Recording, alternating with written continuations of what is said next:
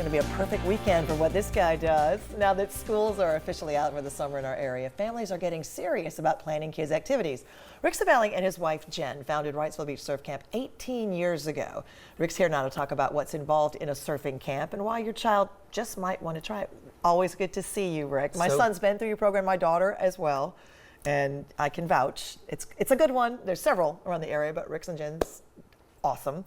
Tell us about the overarching mission of Surf Camp. Our overarching mission is to cultivate a love and respect for these kids by building confidence and developing their character by inspiring safety and stoke and just having a good time.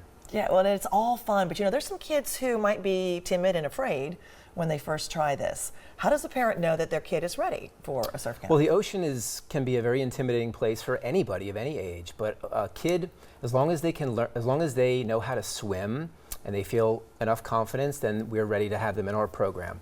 And we actually have a program that starts at age 6 years old through boogie boarding, which teaches them how to ride waves without having to learn how to stand up on a surfboard at that age. And we've got some awesome video of some of your former campers, and camp is ongoing throughout the summer. Tell us about some of the camps that you offer for children in our area, and actually people come from out of the area as well for your camps. We've had participants from many countries around the world, but locally here we have our Guppy Ocean Adventure Safety Camp, which is for kids ages 6 to 10, concentrating on boogie boarding.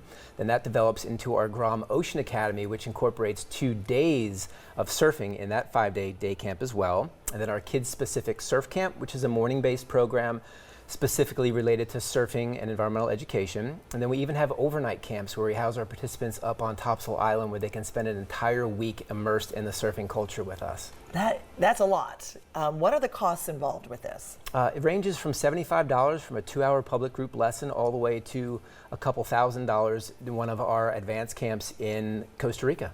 And you take adults as well on those trips, I do. right? We do a surf and yoga retreat in Costa Rica in January, and I also guide clients to Peru to surf the longest left in the entire world in November. It's pretty amazing. All right, so there are people who are new to the sport of surfing that move here every year or that want to send their children to camp here just so that they're not afraid of the ocean or so that they can, develop a lifelong skill.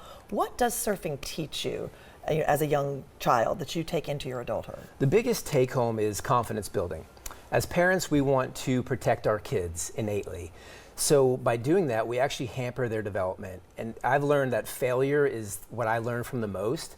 And through teaching kids how to surf, we actually have to teach them how to fail, make adjustments, pivot, and then progress from there. So there's just this amazing life lesson of failure and building confidence through progression and success. And when these kids leave our camp, they walk a little taller, they're just more confident, because when you get out there and you ride a wave, it is truly life-changing. I have seen it literally thousands of times with all of my clients over the last 20 years, and it's my purpose, it's my mission, and I love to see kids get empowered and get stoked on the ocean and just be more confident, because confidence has to be taught, right? And we learn that through failure.